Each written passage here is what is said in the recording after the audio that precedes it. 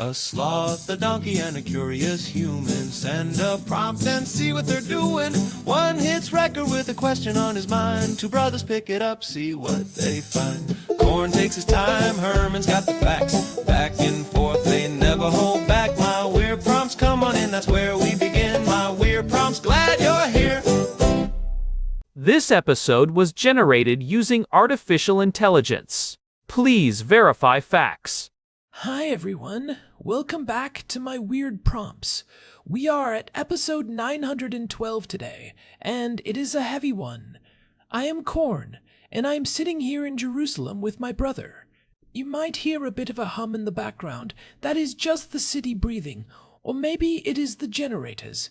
It is hard to tell these days. I am Herman Poppleberry. Heavy is the right word.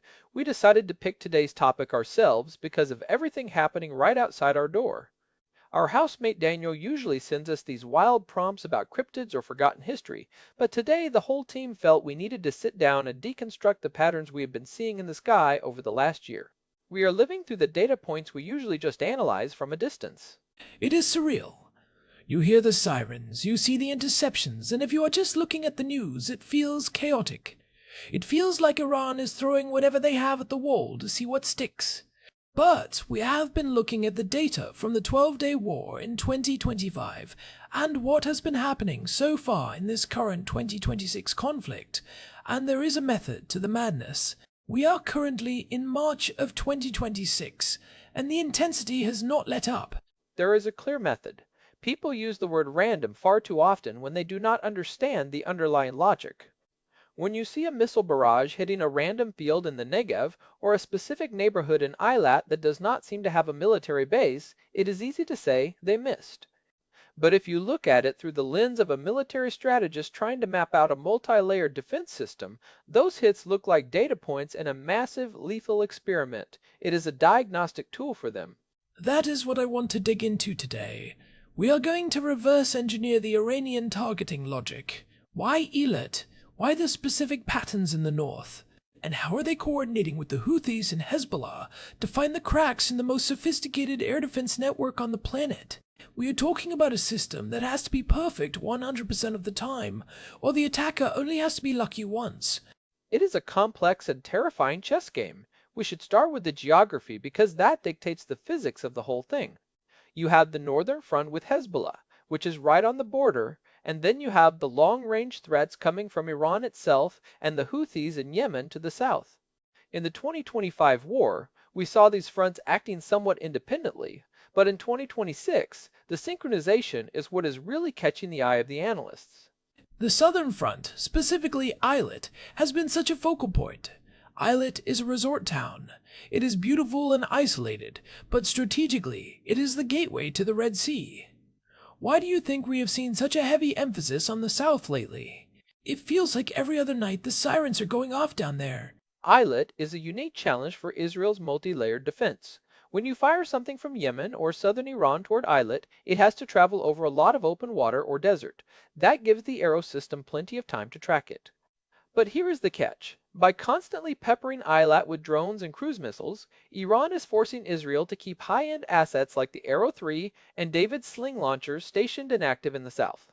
So it is a resource drain, like a strategic distraction. It is a geographic stretch. If you can force your opponent to defend every corner of their country with equal intensity, you are thinning out their density. We talked about this in episode 744 when we went into the billion-dollar math of missile defense. Every time a Houthi drone that costs $20,000 flies toward Eilat, it might be met with an interceptor that costs $2 million. But it is not just the money, it is the inventory. You only have so many interceptors in the tubes at any given time. And the location of that inventory. If the batteries are in the south, they are not in the center or the north. It is a zero-sum game of protection. And what we have seen in the 2026 war so far is that the Iranian targeting of Eilat often precedes or coincides with a massive push in the north.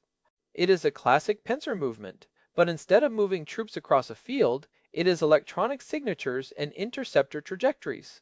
They are trying to see if they can saturate the south enough to create a window of opportunity elsewhere. They are looking for the lag in the system. I noticed that when they target the north, the pattern is different. In the south, it feels like they are probing for a long-distance gap. In the north, it feels like they are trying to break the machine. It is much more violent and frequent. The northern front is about saturation. When you have Hezbollah firing hundreds of Katyusha rockets alongside precision-guided munitions, they are trying to overwhelm the Iron Dome's processing capability. The Iron Dome is brilliant at ignoring things that are going to land in empty fields. But when you fire enough at once, the system has to make thousands of calculations per second. It has to decide, is this a rocket heading for a school or a piece of shrapnel heading for a cow pasture? And this is where the randomness comes in.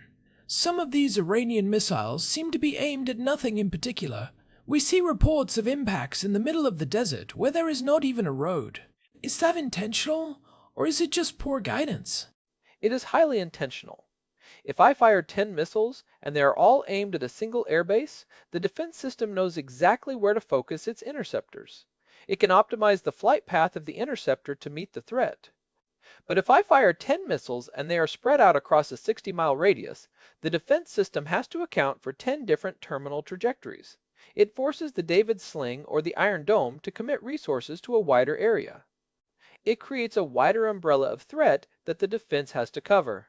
So, the randomness is actually a way to prevent the defense from clustering. It forces the defense to stay spread out and prevents them from concentrating their fire. It is calculated unpredictability. If you look at the 12-day war in 2025, there were several instances where Iran launched a barrage that seemed totally scattered. But when military analysts mapped the impact points after the fact, they realized the missiles were landing in a grid pattern around sensitive sites. They were not trying to hit the site that day. They were mapping the response times and the angles of the interceptors coming from different batteries. They were essentially pinging the network to see where the signal was strongest. That is chilling. They're basically running a live-fire diagnostic on the Israeli defense network. It is like a hacker trying every door in a building just to see which one has the loudest alarm. That is exactly what it is. It is reconnaissance by fire. They are looking for the blind spots. No matter how good a radar system is, geography creates shadows.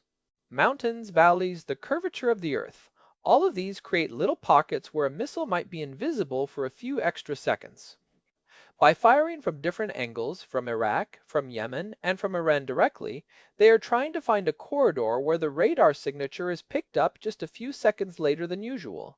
And a few seconds is everything when you are dealing with something like the Fatum missile. We did an entire episode on that, episode 717, looking at the Mark V and beyond capabilities. If they find a gap and then send a hypersonic or a high-speed ballistic missile through that specific corridor, the interception window shrinks to almost zero. Right, and we have to talk about the missile types they are using in this current 2026 conflict. We are seeing a lot of the EMAD and the Ghadr. These are older liquid-fueled designs, but they have been upgraded with maneuverable reentry vehicles, or MARVs. That is the key. In the past, a ballistic missile followed a predictable arc like a football being thrown. You could calculate where it would be in 30 seconds with high certainty, but these newer Iranian variants can nudge their path during the terminal phase. So even if the target is random, the path to get there is designed to be difficult to intercept. They're zigzagging on their way to a random field. Yes, and then you add the drones into the mix. The Shahed drones are slow. They are basically lawnmowers with wings, but they have a tiny radar cross-section and they fly very low. When Iran sends a swarm of drones toward the north, they are often used as decoys. They want the Israeli radars to lock onto the drones so that the higher-speed cruise missiles can slip through while the system is busy processing the 100 slow-moving targets. It is like a magician's sleight of hand. Look at the slow-moving drone over here, while the real threat is coming in from a different altitude over there. In the ongoing war, we have seen an increasing level of coordination between these different types of threats. In the 2025 war, it felt a bit more disjointed. The Houthis would fire, then a few hours later, Iran would fire. Now, in 2026, it is synchronized to the second. We are seeing what we called the axis of resistance in episode 766, a unified multi-front strategy. It is a vertical integration of their military architecture. It is not just allies helping each other out. It is one command structure. It is almost like they have a single fire button in Tehran that triggers launches from 3 different countries. It really feels that way. When the sirens go off in Eilat and Haifa at the exact same minute, that is not a coincidence. That is a coordinated strike designed to stress the entire national command and control system. They want to see if the communication between the Southern Command and the Northern Command has any lag. They are looking for a breakdown in the human element of the defense as much as the technological one. One thing that strikes me is the psychological element. When you target Eilat, you are targeting a place that people think of as a safe haven. During the 2024 and 2025 periods, a lot of people from the north and the south moved to Eilat because it was considered out of range for most things. By hitting Eilat now, Iran is saying nowhere is safe. There is no backline in this war. That is a huge part of it. Psychological warfare is a core pillar of their doctrine. If you can make the entire population feel like they are on the front lines, you increase the internal pressure on the government to end the conflict on terms favorable to Iran. The randomness contributes to this. If you knew they only targeted military bases, you might feel safe in your living room. But when a missile hits a random street or park, the entire country feels like a target. It turns the entire civilian population into a sensor for their terror. It creates a sense of constant, low-level dread, which is exactly what they want. But let's look at the flip side. How is the Israeli defense evolving to meet this? Because the Arrow 3 and the David Sling have been performing incredibly well. We saw that in the recent reports from operations Epic Fury and Roaring Lion. The interception rates are still remarkably high, despite the increased complexity. They have been performing at a level that many experts did not think was possible under this kind of saturation. The Arrow system, in particular, is doing things that are rewriting the book on missile defense. Intercepting ballistic missiles outside the atmosphere is incredibly difficult. It is like hitting a bullet with another bullet in the dark. But what is really impressive is the integration. You mean the way the different layers talk to each other? Like the Iron Dome talking to David Sling? Yes, the AI backbone of the Israeli Defense Network is the real hero here. It is processing those thousands of targets and deciding in real time which ones are the highest priority. It is learning the Iranian patterns as they happen. If the system sees a specific cluster of missiles that look random, the AI is looking for the commonality. Is there a specific radar station they are all trying to avoid? Is there a specific altitude they are all converging on? The AI is essentially doing the same reverse engineering we are doing, but in milliseconds. So it is an AI versus AI battle in the sky. One side is using algorithms to find the gaps, and the other is using algorithms to plug them.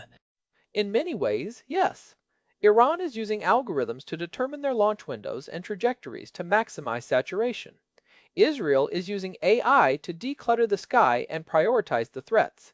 It is a high-stakes version of the Turing test. If the Israeli AI can correctly identify the noise and ignore it, the Iranian strategy fails.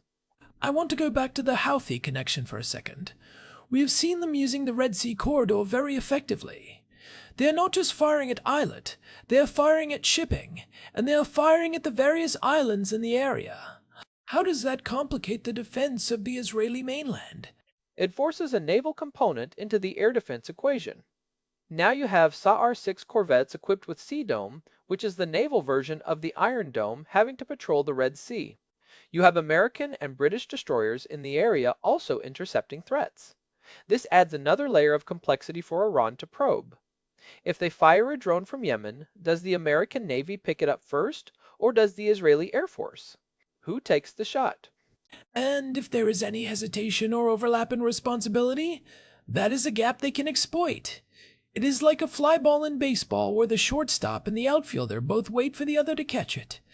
They are testing the interoperability of the coalition. In 2026, we have seen Iran specifically timing their launches to see how the coordination between the United States Central Command and the Israeli Defense Forces holds up under pressure. It is a diplomatic and military stress test all at once. They want to see if they could drive a wedge between the allies by making the defense too expensive or too complicated to maintain. It is amazing how much of this comes down to data. We think of war as explosions and hardware, but this is really a war of information. Who has the better map of the sky? Who can predict the other's moves a fraction of a second faster? And that is why the randomness is so important to Iran. If they were predictable, the Israeli AA would have solved the problem months ago. By introducing noise into the system, by firing those random-looking shots, they are trying to prevent the Israeli defense from reaching a state of perfect prediction. They want to keep the system guessing. They want to keep the entropy of the battlefield high. Do you think there is an element of operational limitation, though? Could some of the randomness just be that their guidance systems are not as good as they claim? We have seen some pretty spectacular failures. That is a fair point, and we should not overcredit them. In some cases, it is a technical failure. We have seen Iranian missiles fail mid-flight or land in the desert because of a faulty gyroscope or a bad fuel mix.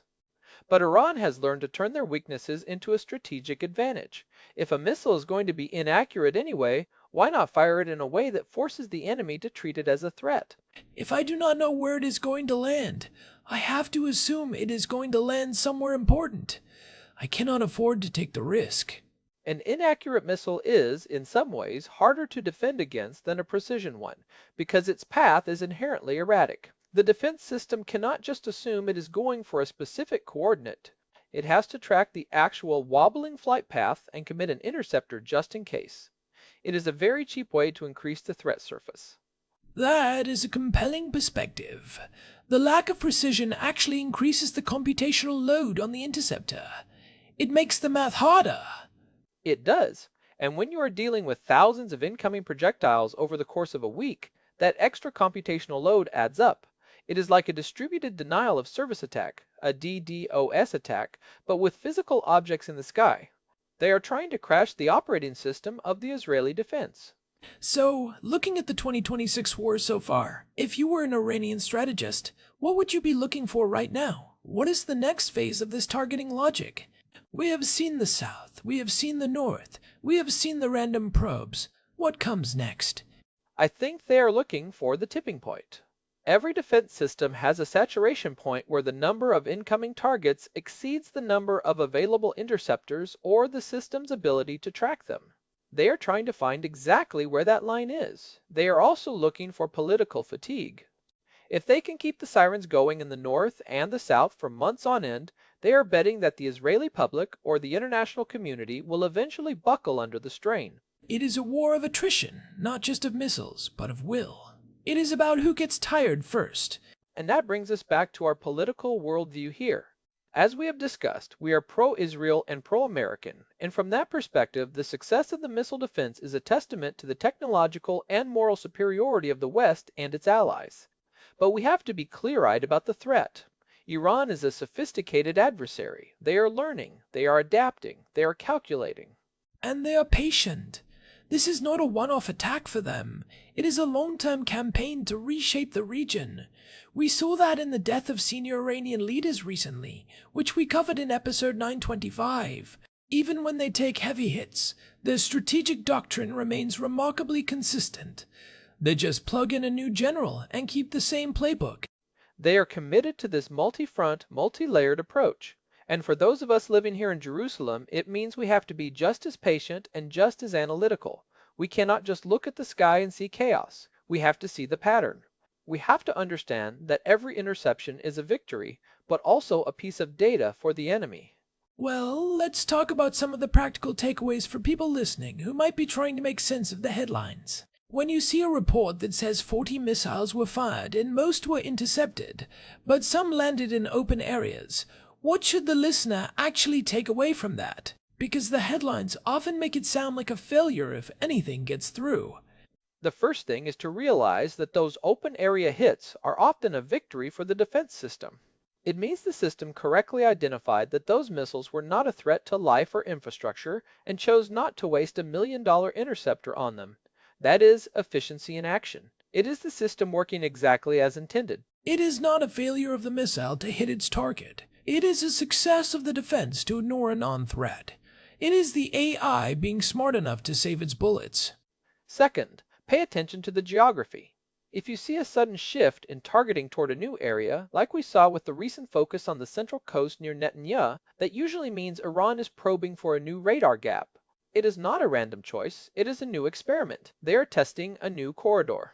And third, watch the timing. When the Houthis and Hezbollah and Iran all act within the same window, that is the most dangerous moment. That is when the saturation is at its peak. That is when they are trying to find the breaking point of the command and control network. Finally, do not underestimate the importance of the logistical tail. We talked about this in episode 744. The real battle is often fought in the factories. Can Israel and the United States produce interceptors faster than Iran can produce drones and missiles? That is the ultimate question of this war. It is an industrial competition as much as a military one. It really comes down to the industrial base, which is why the American support is so critical. The replenishment of the Iron Dome and David's sling batteries is what allows Israel to maintain this level of defense. If that supply chain breaks, the saturation strategy eventually wins. Without that strategic depth, the saturation strategy would eventually work through simple math. But as long as the interceptors keep flowing and the AI keeps learning, the Iranian strategy is hitting a very expensive brick wall in the sky. They are spending their capital to learn lessons that the Israeli system is already adapting to. It is a compelling, if terrifying, time to be living through this. I think we've really peeled back some layers today on why things look the way they do. It is not just a bunch of missiles. It is a very specific, very calculated attempt to dismantle a defense network through data and attrition. And it is a reminder that in modern warfare, the most important weapon is often the one that does not explode. It is the radar, the software, and the logic that guides the interceptor. It is the code behind the curtain. I think we should wrap it up there for today. This has been a deep dive into something that is very close to home for us, literally. I can see the radar arrays from my balcony. It really is. And we want to thank the production team for suggesting this one.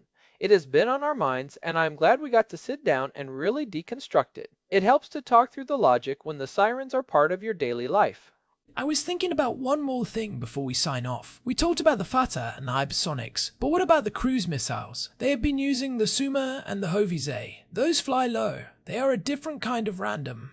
They hug the terrain. They might send a ballistic missile high to draw the radar's attention, and then the cruise missile is weaving through a valley in the north, using the mountains to hide its signature. It is about using the three-dimensional space of the battlefield. It is like they're trying to attack from every possible altitude and every possible angle at once. It is a spherical threat. That is the definition of a multi-domain threat. And it is why the response has to be just as multidimensional. It is not just about the missiles, it is about the cyber defense, the electronic warfare, and even the diplomatic pressure to cut off the supply chains. You have to fight the whole system, not just the projectile. It is a total war in every sense of the word, even if it is being fought with high-tech sensors and algorithms. It is a war of systems. It is a new era of conflict, and we are seeing the blueprint for it being written right now in the skies over Israel. This will be studied in military academies for the next 50 years. Well, it is a blueprint we will keep studying. Herman, remember when we were kids and we would try to figure out how the neighbor's sprinkler system worked? We would wait for the pattern to repeat so we could run through without getting wet. We thought we were so smart. This feels like a much more dangerous version of that. Iran is trying to find the gap in the sprinklers so they can run through. They are looking for that one dry spot in the yard. Thankfully, the sprinkler is the most advanced defense system in history, and it has got a lot more than just water. It is a sprinkler that learns. All right, let's get some coffee. I think I heard the machine finish. Sounds good. Before we go, I want to remind everyone that if you're enjoying these deep dives, we would really appreciate a quick review on your podcast app or on Spotify. It genuinely helps other people find the show. You can find all of our past episodes, including the ones we mentioned today, like episode 744 on the math of missile defense and 766 on the axis of resistance, at our website, myweirdprompts.com. We have a full archive there and an RSS feed if you want to subscribe directly. If you want to get in touch with us, there is a contact form on the website. We love hearing from listeners, especially if you have your own theories on the strategic logic we discussed today. We read everything that comes in. Stay safe out there, everyone, and keep asking the deep questions. Do not just accept the chaos at face value. Thanks for listening to My Weird Prompts. I am Corn. And I am Herman Poppleberry. We will talk to you next time. Goodbye. See ya. This episode was generated using Gemini Flash 3. Text-to-speech engine was Chatterbox. Thanks for listening to our show, my weird prompts, where our thoughts go from slow takes to facts on cue. We change and follow through. My weird prompts